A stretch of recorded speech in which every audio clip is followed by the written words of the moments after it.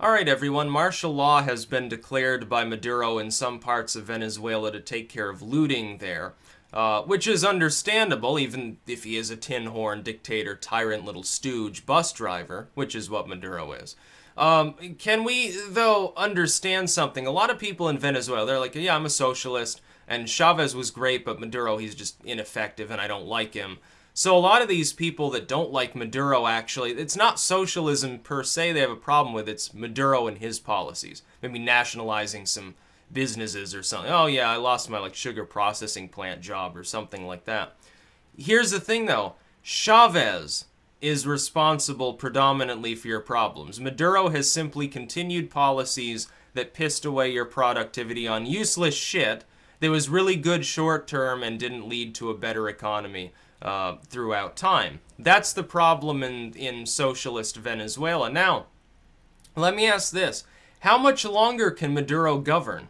How much longer before the military of Venezuela decides they don't like him either?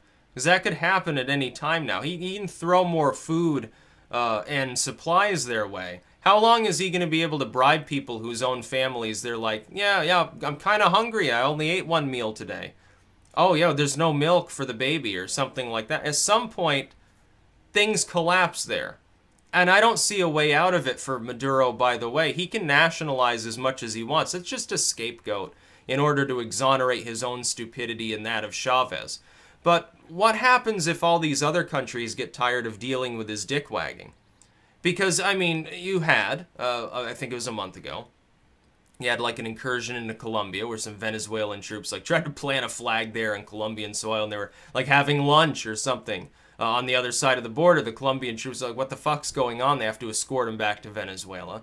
Maduro says, oh, this chunk of Guyana is actually ours because he found oil there and did that to whip his people into frenzy. So there was a little bit of imperialism, I suppose, there, sprinkled in with his supposedly proletariat movement. Meanwhile, he grinds the peasants down, and he has about a 20% approval rating. People here are talking about, oh, Trump's approval is only 39% or something. How terrible. Maduro's is 20.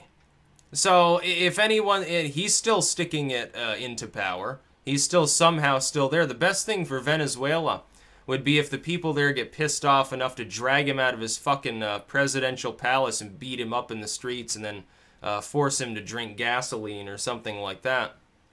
That'd be the best thing for Venezuela, really. Ban the Socialist Party that caused all your problems and try to suck some dick on the world stage to get the investment back in.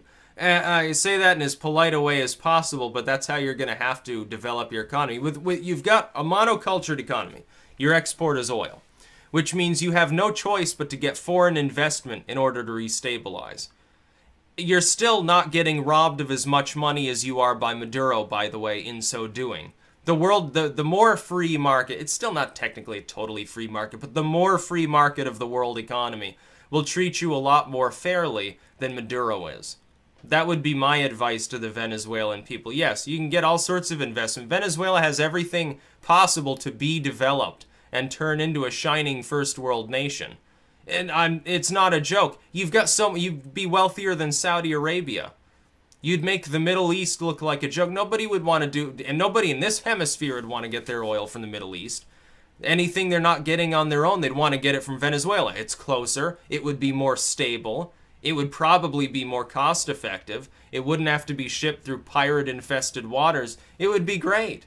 It'd be great for the American economies. So everybody in the whole fucking hemisphere has a vested interest in wanting Venezuela to do well. By the way, these Marxists and stuff, the American Communist Party, some socialist, some Bernie Sanders idiot, they all want to blame, oh, the U.S. embargo caused the problem in Venezuela. No, you idiots, it didn't cause the problem in Venezuela. The problem in Venezuela was caused by having one export, and the prices were high and times were good, and they frittered away all of that wealth on human development that didn't translate into long-term efficiency.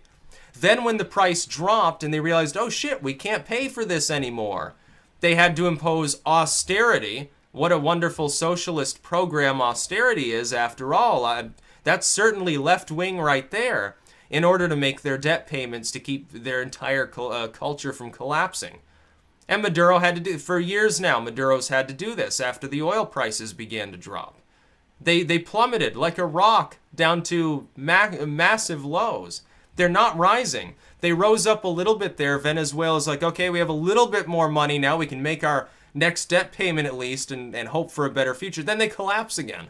Venezuela at any given time now is like a month away from default. They're a month away from revolution or something like that. What you need is some counter-revolutionary movement to take up arms, to get into paramilitary mode and get rid of these like socialist guerrillas in the state, and then to get rid of Maduro. I hate to say it, but if the Venezuelan people don't accomplish that themselves, at some point the crisis there will get so pronounced that other people will intervene. They won't let Maduro continue to govern. They'll come in, they will kill Maduro, they'll wipe out his movement, and then you'll have years and years of suffering anyway because of all these state militias that'll go out into the hinterlands, and they'll conduct guerrilla warfare because that's what they're good at. There's your problem.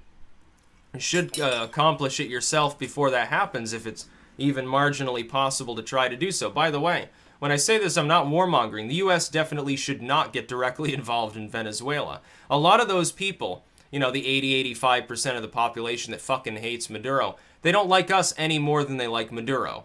Some of them realize we're not the great Satan, but at the same time, a lot of those people do. So we get involved in a lot of those folks that right now are protesting will instead take up arms against the U.S.